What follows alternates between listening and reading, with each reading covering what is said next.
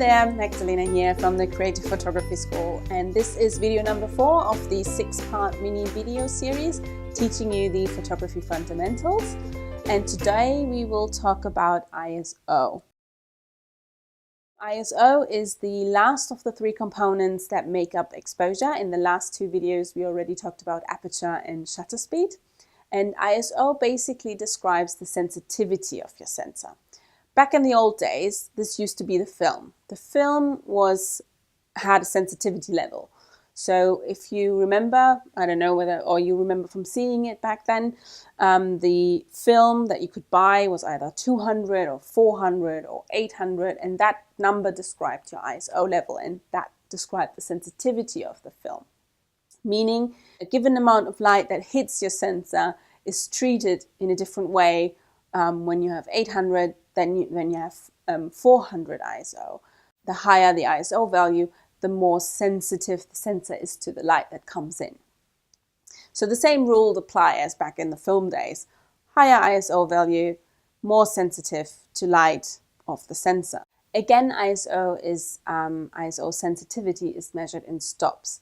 By doubling the ISO value, so from 200 to 400 for example, you are also increasing the sensitivity the sensor has to the light. So it basically twice as much by doubling that value. This obviously has also a very direct effect of the amount of light that comes in. So if you are increasing or decreasing the sensitivity levels of your sensor, you need to adjust the amount of light that comes in. So you need to adjust your aperture or your shutter speed.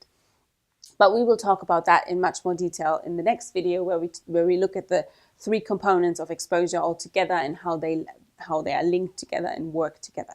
However, with ISO also comes noise, digital noise. Digital noise are these white and colored speckles on an image that you can see in the example here. And it basically, with increasing ISO values, you're exaggerating those speckles. They are always there, but with increasing values, you are exaggerating those speckles even further, that you can actually see them in the image, and by that you're worsening your quality of your image. You obviously want to try to avoid it as much as possible to increase your ISO levels to a certain degree.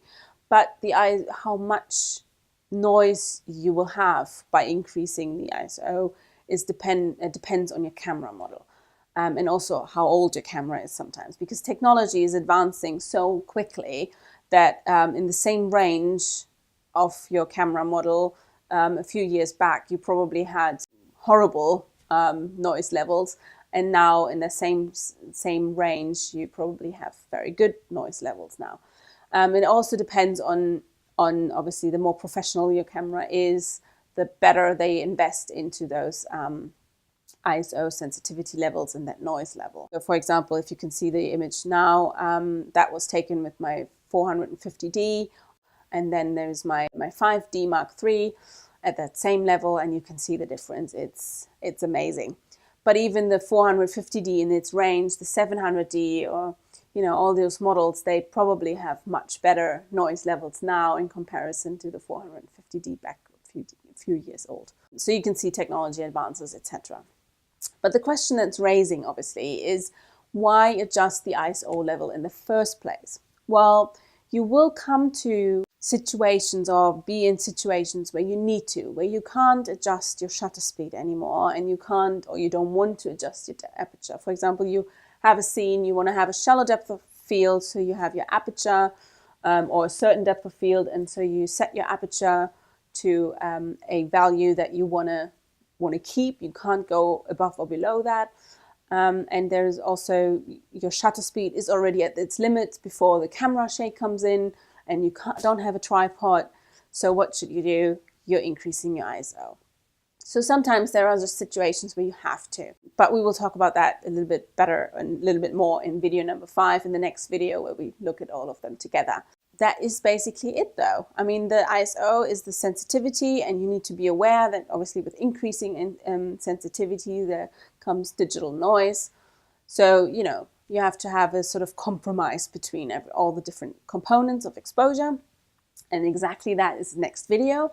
So I hope you liked so far the 4 videos so far of this 6-part mini video series. If so, make sure you become a member on my Facebook group and sign up for the newsletter. I would love to hear from you. See you at the next video. Take care.